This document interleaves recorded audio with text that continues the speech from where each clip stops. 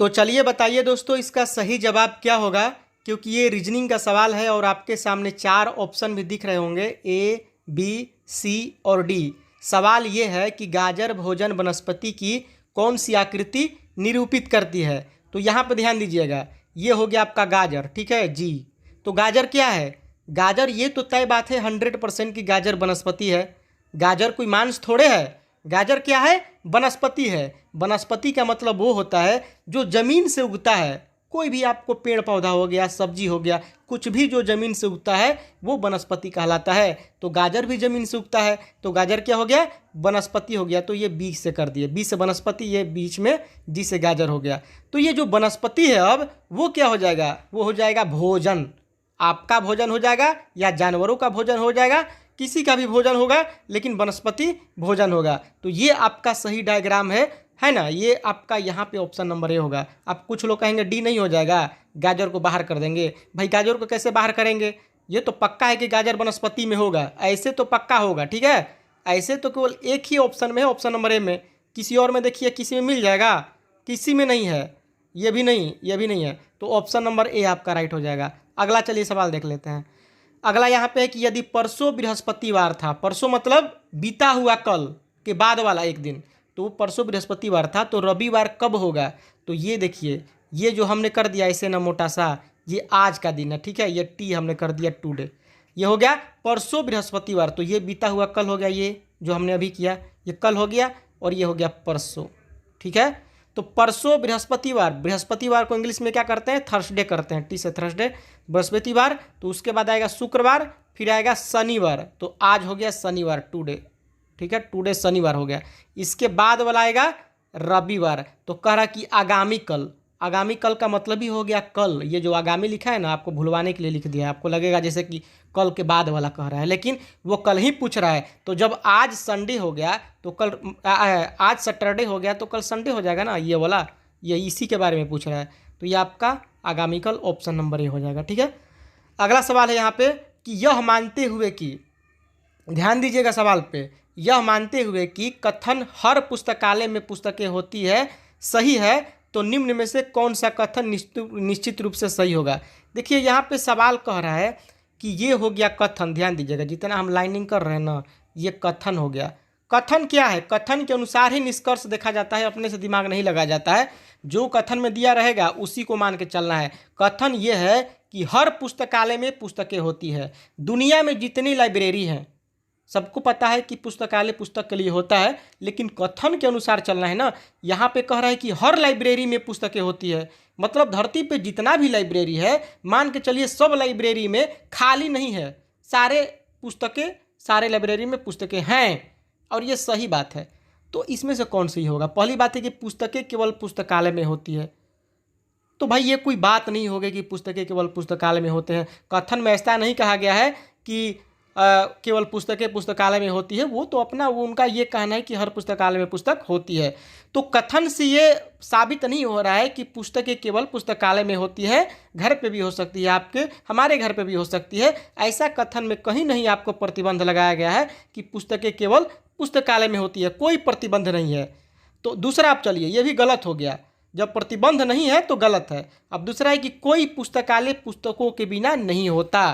तो भैया ये बात सही है। जब यहाँ पे कहा गया है कि जितने भी पुस्तकालय हैं सब में पुस्तकें होती है, जब बोल दिया कथन में, तो यहाँ पे आपको मानना पड़ेगा कि कोई पुस्तकालय पुस्तकों के बिना नहीं होता। यही बात तो यहाँ पे घुमा के लिखा हुआ है ना।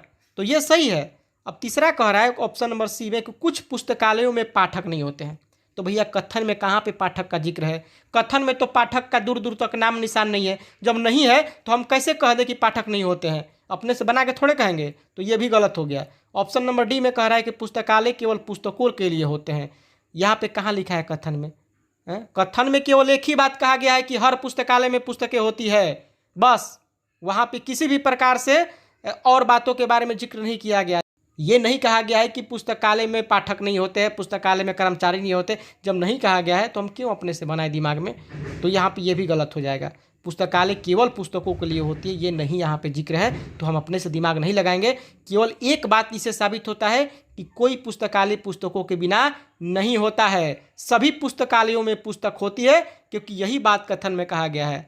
ठीक है, तो यहाँ पे केवल ऑप्शन नंबर बी सही हो जाएगा। ये भी गलत, ये भी गलत। ठीक है, अब चलिए अगला देख लेते हैं। अगला सवाल है कि दर्पण प्रतिकृति होगी जबकि दर्पण, यहाँ पे देखिए छोटा सा कर लेते हैं। यहाँ पे ये दर्पण है, ठीक है, ये जो देख रहे हैं ना, ये दर्पण एक्स वाई कह रहा है कि ये जो फिगर है ना ऐसे करके बना है, ये ऐसे करके ऐसे, ये जब दर्पण के इस प्लाट रहेगा तो इधर कैसा बनेगा। तो एक बात जान लीजिए, जब इधर ऐसे है ना तो इधर वाला ऐसे हो जाएगा, है ना, और त्रिभुज सेम टू सेम रहेगा, त्रिभुज में कोई बदलाव नहीं होगा। लेकिन यहाँ पे ध्यान दीजिए कि इस त्रिभुज के अंदर में एक ठो भी बनाया गया है, तो भी जो दोस्तों सेम टू सेम रहेगा, भी में कोई बदलाव नहीं होगा, क्योंकि भी यहाँ पे दर्पण में देखिएगा तो भी ही निकलेगा।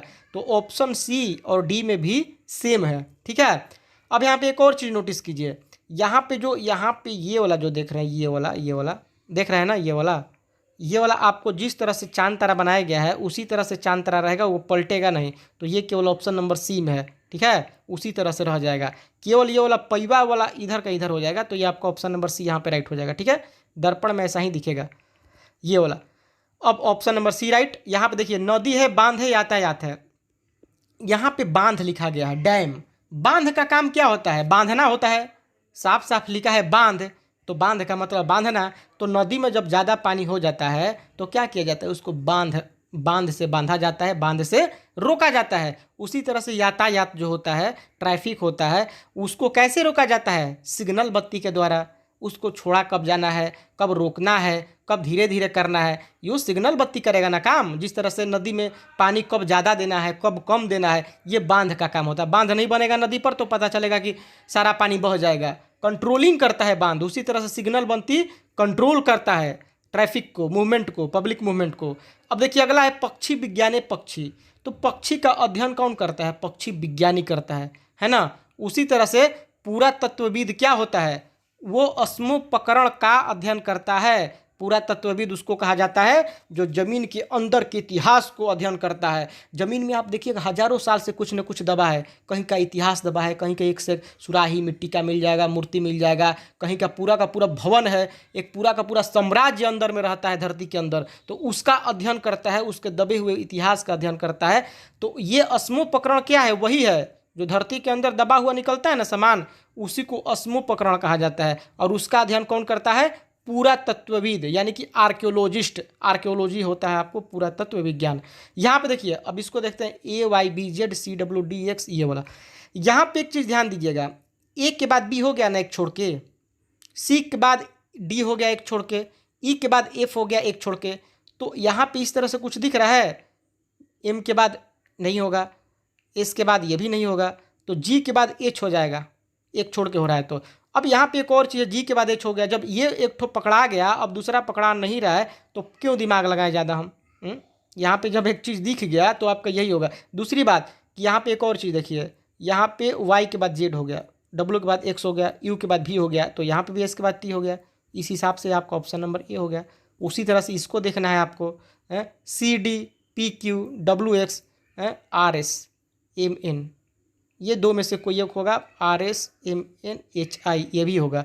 अब क्या करें हम? अब EF हो गया, RS हो गया, YZ हो गया। तो इस तरह से केवल आपको OP मिलेगा। जैसे E के बाद F हो गया ना, Y के बाद Z, तो ऐसे O के बाद P हो गया ये वाला। तो ये आपका ऑप्शन नंबर डी हो जाएगा। अगला जो है नंबर एनालॉजी का सवाल है। एनालॉजी का काफ़ी इंपॉर्टेंट सवाल है, देख लीजिए। 17 है, क्वेश्चन मार्क है, 145 से 195 है। यहाँ पे क्या होगा?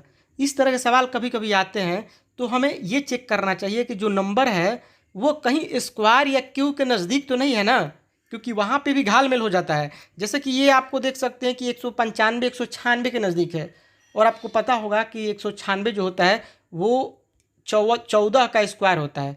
तो ये 14 के स्क्वायर के नज़दीक है, तो हम क्या करेंगे कि 14 स्क्वायर के नज़दीक है तो ऐसे लिख देंगे। ये चीज़ ध्यान देना चाहिए। ये किसके नज़दीक है? 144 के नज़दीक है। 144 मतलब 12 स्क्वायर, यानी कि 12 स्क्वायर प्लस 1 हो गया। ये हो गया ना, 12 स्क्वायर प्लस 1 तो 145 हो गया। तो ये हो गया 12 स्क्वायर प्लस 1, ये हो गया 14 स्क्वायर माइनस 1। तो 12 14 अब प्लस 1 माइनस 1, एक में प्लस 1 हो गया, एक में माइनस 1, और 12 के बाद 14 बढ़ गया। तो ये जो 17 है ये 4 स्क्वायर प्लस 1 हो गया। तो जिस तरह से भैया ये 12 स्क्वायर प्लस 1 है, उसके बाद सीधे 14 स्क्वायर प्लस 1 यानी कि 2 बढ़ करके और माइनस में पलट गया। उसी तरह से 4 के बदले हम क्या करेंगे, क्वेश्चन मार्क की जगह पे 4 स्क्वायर की जगह पे सीधे अगला हो जाएगा 6 स्क्वायर, क्योंकि यहाँ पे 12 से सीधे 14 हो गया है ना। ध्यान दीजिएगा, यहाँ पे 12 के बाद सीधे 14 हो गया। उसके बाद यहाँ पे इसी तरह से हम 4 स्क्वायर के बाद 6 स्क्वायर कर देंगे, और ये +1 है तो अब -1 हो जाएगा, क्योंकि यहाँ पे भी -1 है ना। तो 6 स्क्वायर -1 कितना हो जाएगा, 36 में से गया 35। तो यहाँ पे 35 आपका ऑप्शन नंबर बी राइट हो जाएगा। इसको ऐसे लिख सकते हैं कि 12 स्क्वायर प्लस 1, ध्यान दीजिए यहाँ पे, ध्यान दीजिएगा, और यहाँ पे 14 स्क्वायर -1, और ये वाला हो गया 4 स्क्वायर प्लस 1 17। तो अगला हो जाएगा 6 स्क्वायर -1 +1 -1 +1 -1 12 14 4 6 हो गया ना, समझ गए ना। 36 से 35।